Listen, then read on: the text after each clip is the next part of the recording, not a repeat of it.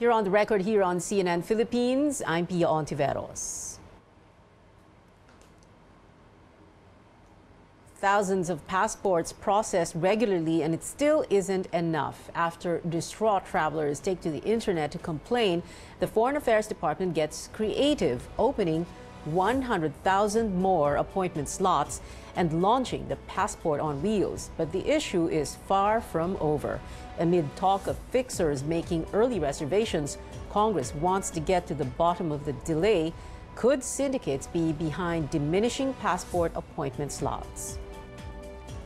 Warning to any syndicate, real or imagined syndicate, ang mga sindikato na nagplaplano pa lang o yung mga nangloloko sa Facebook o yung mga actual na nagcha-charge ng 5,000-10,000 for passports. We are going after you.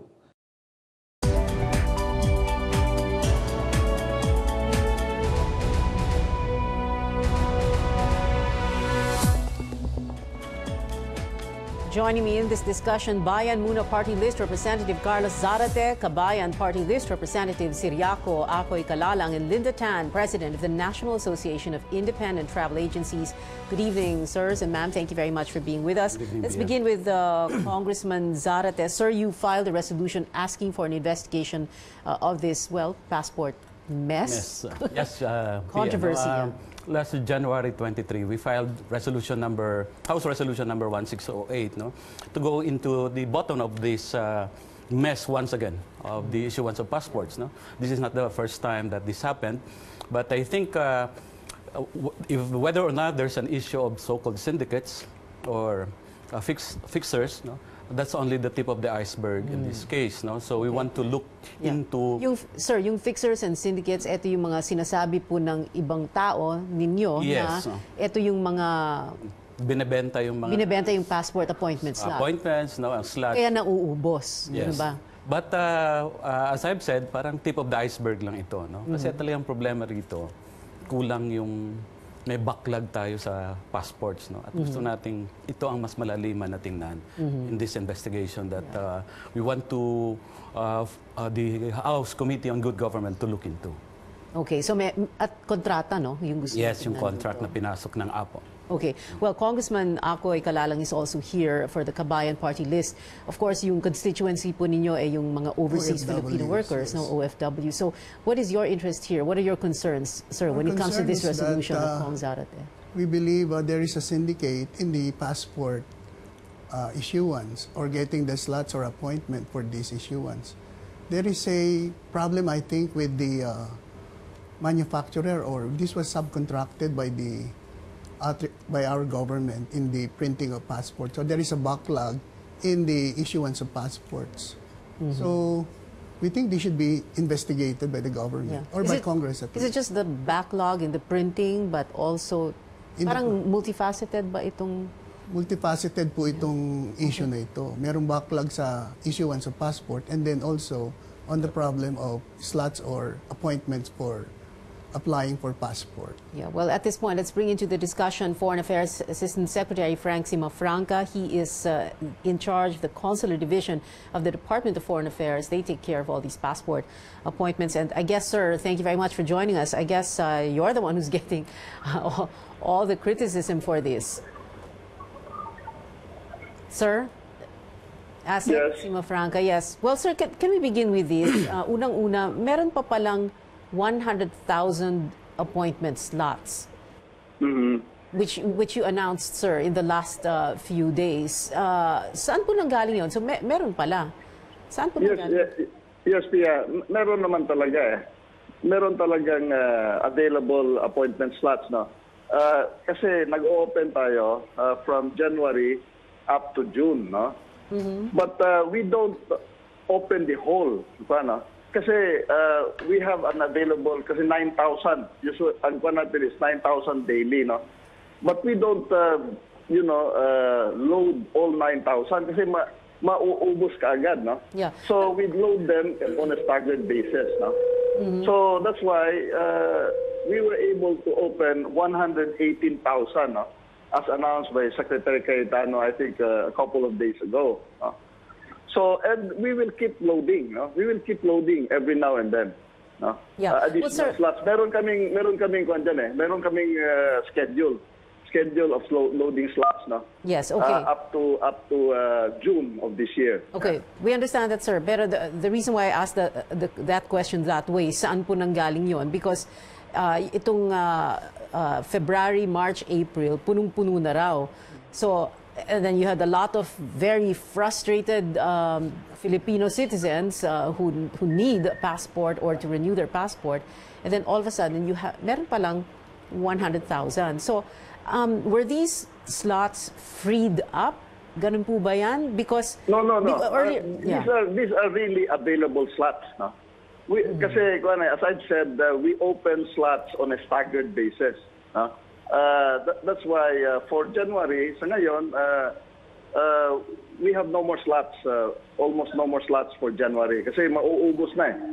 We're already towards the end of January. But for February, we will still have available. Then March, meron yan. Okay. Hanggang April, hanggang June. No? Can you tell us, sir, if the uproar about the shortage or of appointment slots, is that what caused you to open up 118,000 slots from out of the blue? No, we really intend to open. Pero this time, the Secretary asked us if we can open, more, no?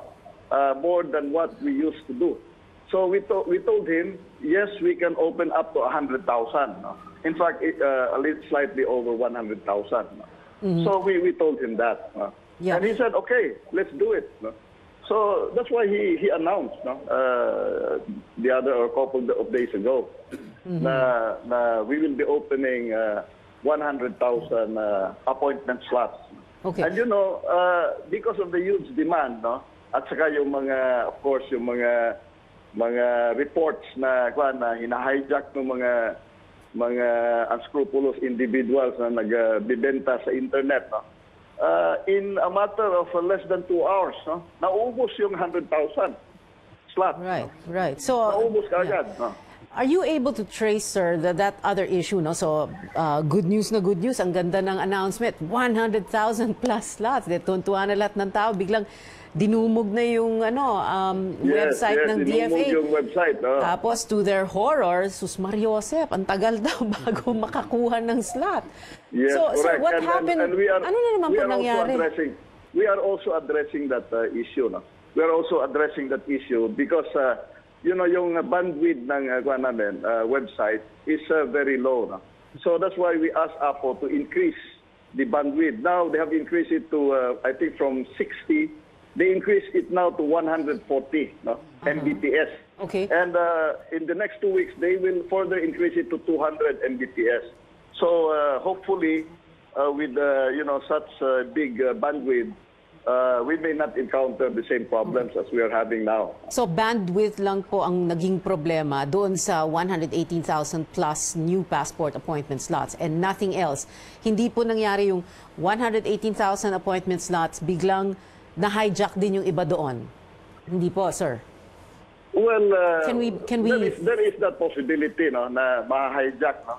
That's why we are continuously investigating itong mga reports, no.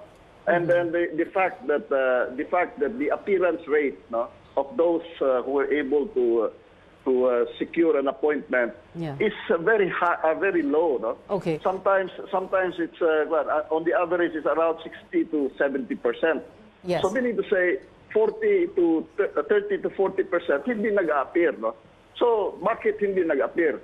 Siguro yung iba dyan, baka nagkasakit or whatever, by whatever reason, no, hindi nakasipot, no, sa appointment date nila. But I suspect that some of the slots really na-hijack or whatever, no? Yeah.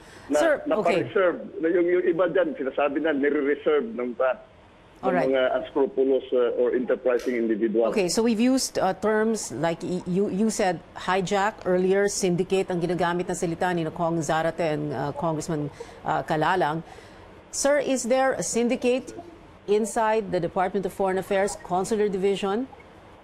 Well, there is no indication on that.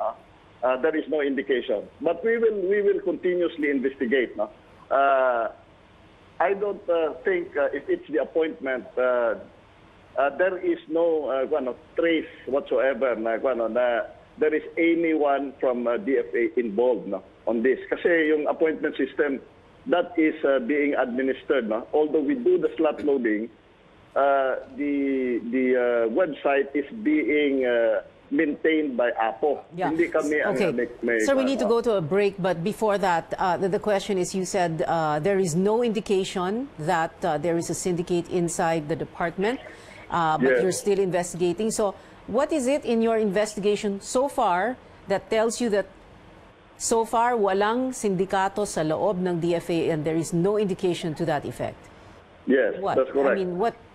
I mean, are people just supposed to take your word that there are no indications and that's it? I mean, how did you know na wala pong indications, na wala talagang sindikato dyan sa loob? Because yung mga complaints na sinasabi, wala namang kwan eh. There are no evidences. They have not they just complain sa social media, for instance. But they cannot name any person, particular person sa DFA. Yeah. But are you even able?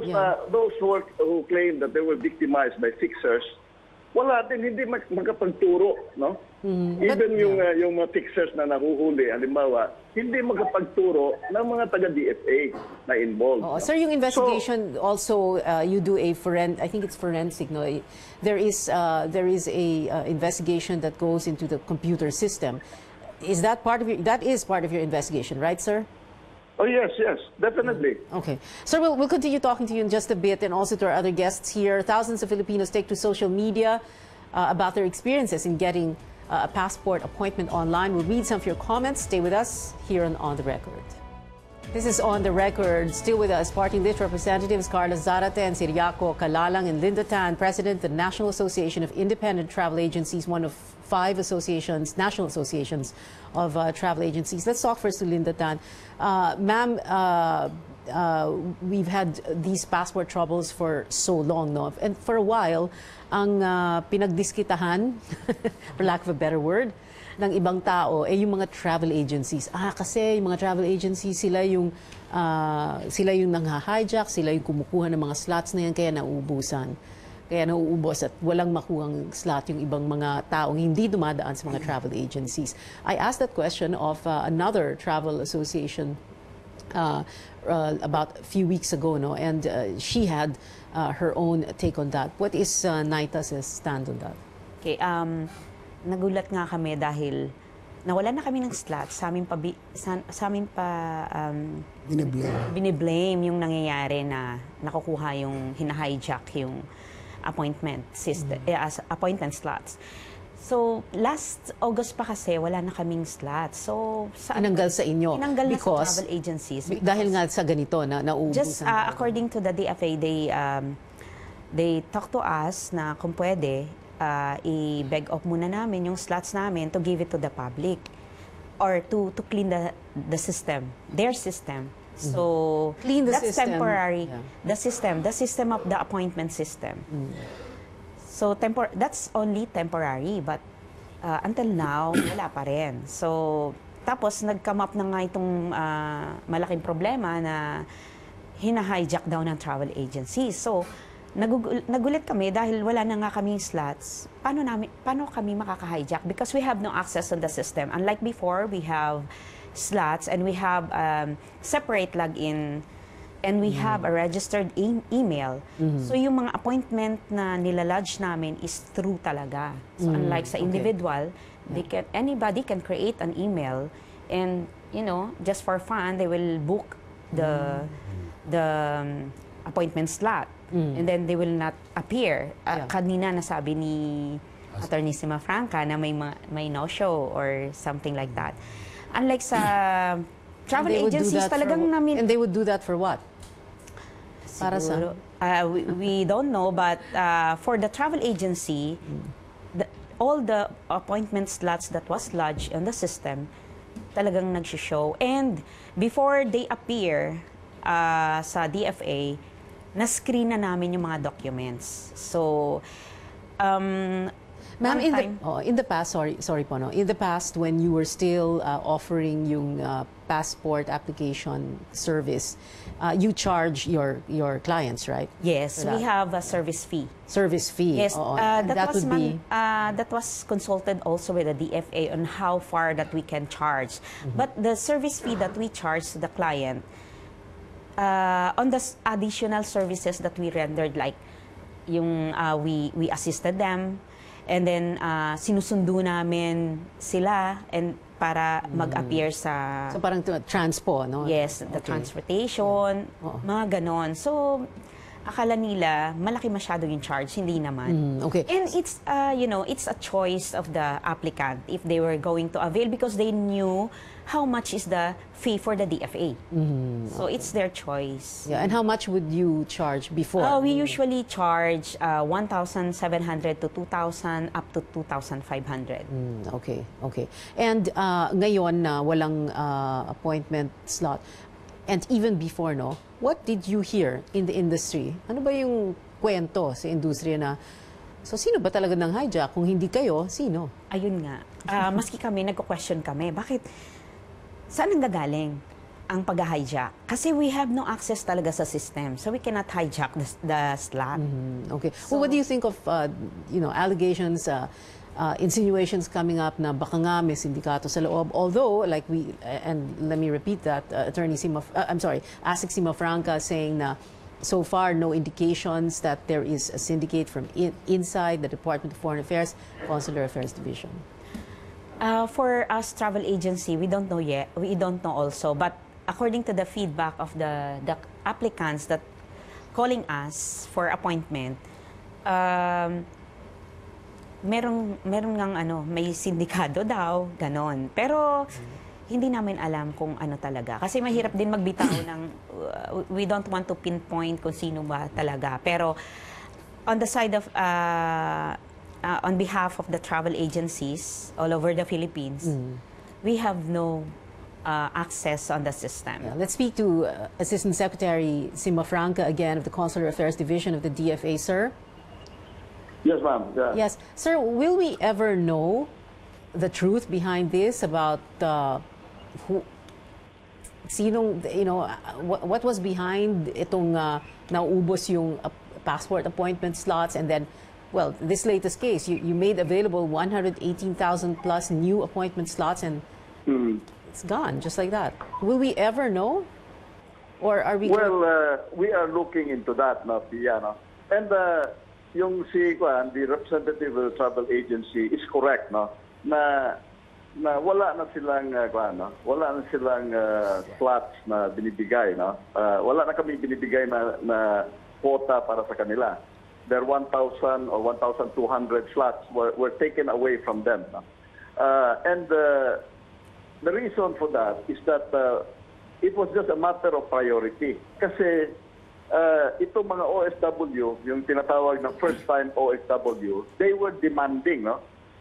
Especially the licensed recruitment agencies, were demanding that i-accommodate din yung mga first-time OFWs, yung magtatrabaho pa abroad, no? So we had to prioritize, no? And of course, the priority of the Duterte administration now is to really assist the OFWs, no? So that's why a policy decision was made, no? That the 1,200 slots, no, will be given, no, to the OFWs, first-time OFWs, no? So in fact, 1,000 lang ang binigay sa ngayon, and the 200 is being freed up for the public, no? All right. So that is really the reason why it was withdrawn temporarily. Yung kanyan is it was withdrawn temporarily until such time that we will be able to have capacity, no? Okay. And yung such time, natin yung capacity to process passport applications, no? And yes. Yes, and so that yung such time na po yun, we cannot tell yet. Well, we cannot tell yet kasi yun nga, may problema tayo sa capacity. It's really the problem here is really we lack capacity. And I have, since I assumed as Assistant Secretary of the Office of Consular Affairs, 2 years ago, I already pointed out in Congress na we are having a problem in capacity. That's why okay. we need funds to All right. open more consular offices. No? Yes, Yun okay. Yun yung proposal ko na we should open more consular offices because the demand for passports is growing. And Right. we are not meeting this growing demand. Just for instance, in the past 2 years, the growth in demand was close to 20%. Or last year alone was 600,000 passports yung growth, no? Right. We issued 600,000 more passports last year. And yet we only Kulang pa rin. opened in the past 2 years only one consular Yes. office. Yes. When Well- when we were supposed to open 4, if you want to meet the 600,000 growth, you have to open 4 consular offices. All right. So Well- yun yung problema. We now lack capacity to meet the demand for passports. Well, ASEC Simafranca, at least this won't be your problem for very long. We note that you've been appointed ambassador. Is that correct, sir? Hindi po ba? Greece? Is that correct? Well, yes. Yeah, I've so been at least, nominated, yeah. okay, so tapos na, tapos na po yung kalbaryo nyo. I hope by the time you get Well, back from Greece, we will know Yes, kung yes, ano but, nangyari. I hope Yeah. that we will be able to at least ease up a bit, no? Okay. Yes. Because now in the 2018 budget, we are now given funds to open Okay. 8 additional consular offices. Yeah, all right, sir. So hopefully Well, in the next few months before I leave, we'll be open at least 1 or 2 additional consular offices. Assistant Secretary Frank Simafranca, sir, thank you very much for joining us. Yes, thank you, ma'am. Thank you. And of course, wait, just a quick reaction from the two of you before we go to a break. Everything that ASEC Simafranca has said so far. Yes, it's actually a problem of capacity, no? Pero ang tanong mo dyan, Pia, anong i-hijack kung wala namang ma-hijack, no? Dahil walang available talaga na passports. Dahil kulang yung passports eh. Kaya Yeah. ito muna ang ating ibigay na slots ngayon. At yun ang iimbestigahan ng Kongreso, ano po? Yes. Anyway, I was informed by the DFA that they're instituting the e-payment system for passport applicants. So this will avoid the hijacking or... Yeah. Hopefully. Yeah. All right, we'll take a short break. You're watching On the Record here on CNN Philippines. Be right back. Welcome back to On the Record. We're still seeing a lot of strong reactions to the problems hounding the government's passport appointment system. That despite the additional slots given by the Foreign Affairs Department. This Twitter user asks why slots easily run out. Another one echoes the sentiment, comparing it to the blockbuster film Hunger Games. Patayan yan. But it's a different story for this netizen. He says the system was fast and efficient, taking him less than an hour to finish. Okay, so let's get... Anyway, we need to wrap up already. No, we have 5 minutes, but alam mo naman sa mga Pinoy, matagal yung goodbye. So let's just wrap things up. Congressman Zarte earlier was saying that's the tip of the iceberg lang yung mga passport appointment, yung pag-hijack, etc. Meron talagang sinasabi yung may ugat na problema. Yes, ang no? ugat ito na-mention na rin ni ASEC sa Simafranca, no? Ang passport printing kasi ngayon nasa APO. No? It's a GOCC. So sila lang yung exclusive. But unfortunately, yung APO, sinab-contract din yan. No? Nag-create ng isang joint venture agreement with UJEC. This is a private corporation. At yung UJEC, hindi nakakahabol doon sa demand, no? Sa commitment nila to print this much number of passports. And what liability is there? Well, I think na-imbestigahan na rin ito ng Kongreso last year, no? At sabi, So, iimbestigahan na naman ulit. Dahil walang Ganun pa nangyari, rin. no? At pumalit na si Secretary Cayetano, anong ginawa nila dito sa joint venture agreement? This is for 10 years, no? And this involves billions of project. No, kailangan tingnan. Aside, of course, mayroong mga, dahil private ito, Pia, may usapin dito ng security, no? Dahil ang passport, dapat hawak ito ng gobyerno. Dati kasi central bank ang nag-preprint ito. Ngayon, sinasabi nga ni ASEC Simafranca kanina, wala kasi sa control namin yung bandwidth, wala sa control namin. Nasa APO yan. Kung sinab-contract ito ng APO, baka doon yung problema, no? Kaya kailangan tingnan ng malalim pa rin ito ng Kongreso.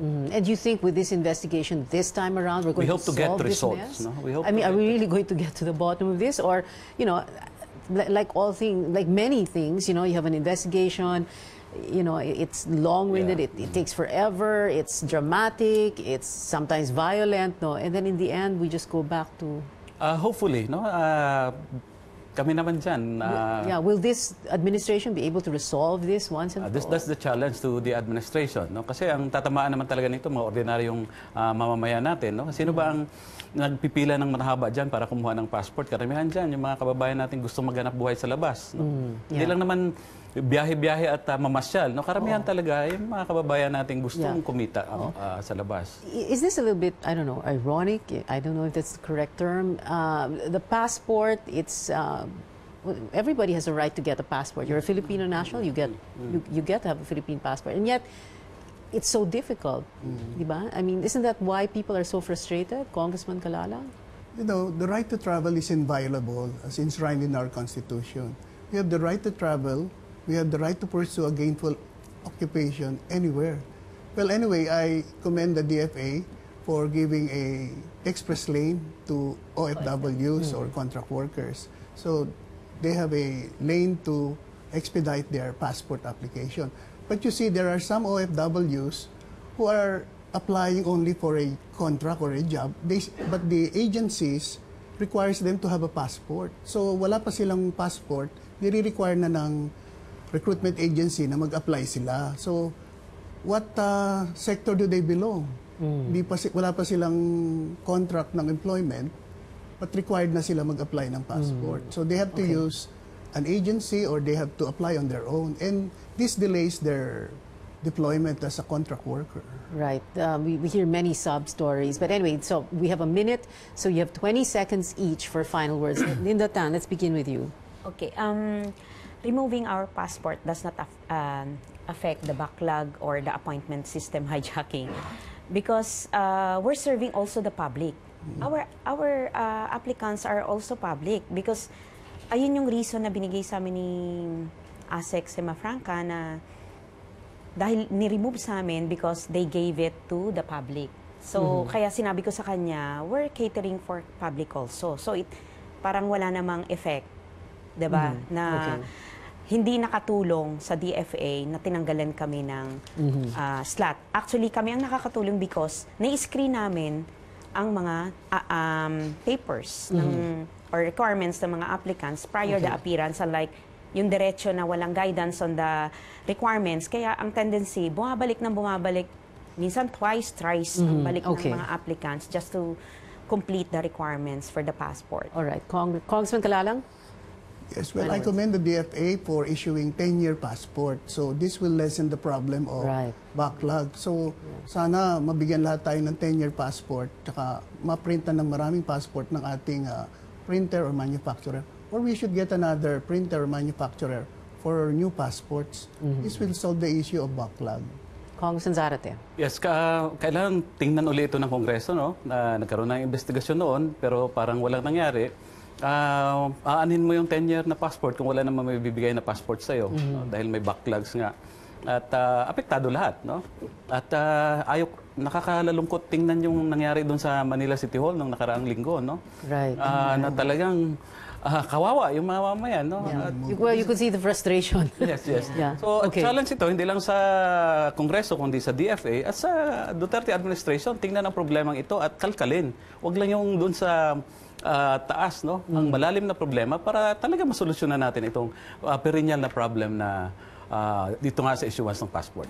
All right. Thank you very much to our guests tonight. Linda Tan, National Association of Independent Travel Agencies, Congressman Akoy Kalalang, Kabayan Party List, and Congressman Kaloy Zarate, Bayan Muna Party List. Maraming salamat. Thank you, sirs and ma'am, for being with us. And that's it for tonight. Thank you for your time. I'm Pio Ontiveros. You're on the record.